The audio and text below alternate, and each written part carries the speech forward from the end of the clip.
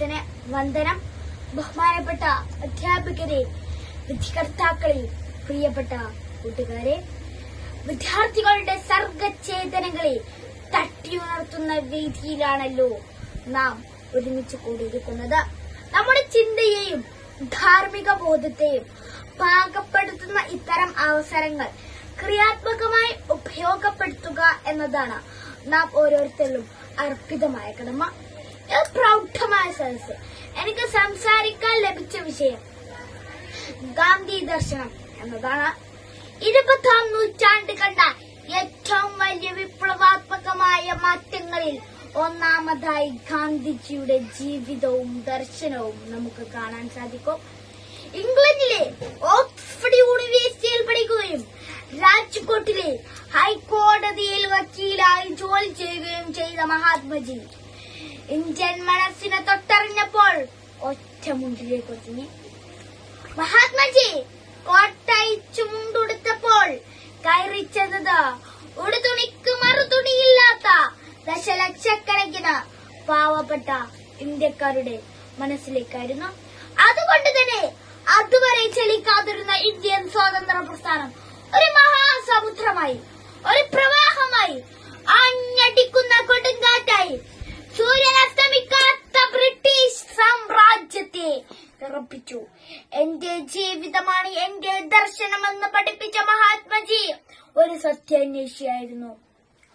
എത്ര കൈപ്പേറിയതാണെങ്കിലും സത്യത്തിൽ നിലനിൽക്കണമെന്ന് ഗാന്ധിജി നമ്മെ ജീവൻ നൽകി പഠിപ്പിച്ചു. അഹിംസ ഒരു ജീവിതചര്യയാക്കി മാറ്റി.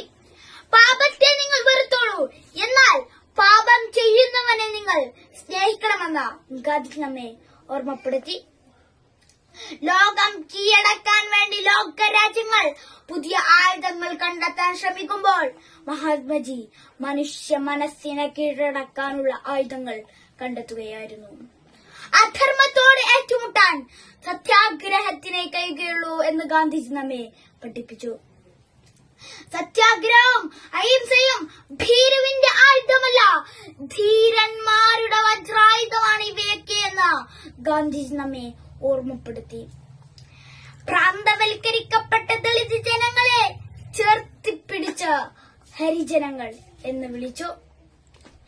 എല്ലാ ജോലിയും മഹത്വമുള്ളതാണ്. ചെയ്യുന്ന ജോലിക്കനുസരിച്ച് മനുഷ്യരെ വേർതിരിക്കരുതെന്ന് ഗാന്ധിജി നമ്മെ ഓർമ്മപ്പെടുത്തി. ഗാന്ധിജി പുരോഗതിക്കെതിരായിരുന്നില്ല. ഓരോ ഗ്രാമങ്ങളും സ്വയം പര്യാപ്തമാകണമെന്ന് അദ്ദേഹം ആഗ്രഹിച്ചു. ഇന്ത്യയുടെ ആത്മാവ് കൊടികൊള്ളുന്നത് ഗ്രാമങ്ങളിൽ ആണെന്ന് ഉറക്കെ പ്രഖ്യാപിച്ചു. സർവചരാചരങ്ങൾക്കും നീതി ലഭിക്കുന്ന ഉദാത്ത പുരോഗതിക്ക് അദ്ദേഹം സ്വപ്നം കണ്ടു. അഹമ്മദാബാദിലെ സബർമതി നദീതീരത്ത് ഗാന്ധിജി സ്ഥാപിച്ച സബർമതി ആശ്രമം ഗാന്ധിജിയുടെ ദർശനങ്ങളുടെ പ്രായോഗിക രൂപം ആയിരുന്നു. ഇന്ത്യയിൽ പ്രശ്നങ്ങളുണ്ട്, തൊഴിലില്ലായ്മയുണ്ട്, പട്ടിണിയുണ്ട്, വർഗവെറിയുണ്ട്, മതസ്പർദ്ധയുണ്ട്, ജാതി വ്യവസ്ഥയുണ്ട്, അക്രമവും അനീതിയും നടക്കുന്നുണ്ട്. ഇതെല്ലാം പരിഹാരം ഗാന്ധി ദർശനത്തിൽ നമുക്ക് കാണാൻ സാധിക്കും. ദക്ഷിണാഫ്രിക്കയിലെ ഇന്ത്യക്കാരുടെ സാമൂഹ്യ നീതിക്ക് വേണ്ടിയുള്ള പോരാട്ടങ്ങൾക്ക് നേതൃത്വം നൽകി തുടങ്ങിയ ആ ജീവിതം 1948 ജനുവരി 30 ഹേ റാം എന്ന് പറഞ്ഞ് എരിഞ്ഞൊടുങ്ങി. ഈ ചരിത്രസന്ധിയിൽ ഗാന്ധിജി നമുക്ക് ഒരു പാലമാണ്. പ്രതിസന്ധികളിൽ നിന്ന് കരകയറാൻ, വ്യക്തിശുദ്ധി നേടാൻ, ആ ദർശനത്തിലൂടെ മുന്നോട്ടു പോകാൻ നമ്മുടെ രാജ്യത്തിനാകട്ടെ എന്ന് ആശംസിച്ചുകൊണ്ട് ഞാൻ എന്റെ വാക്കുകൾ അവസാനിപ്പിക്കുന്നു. നന്ദി.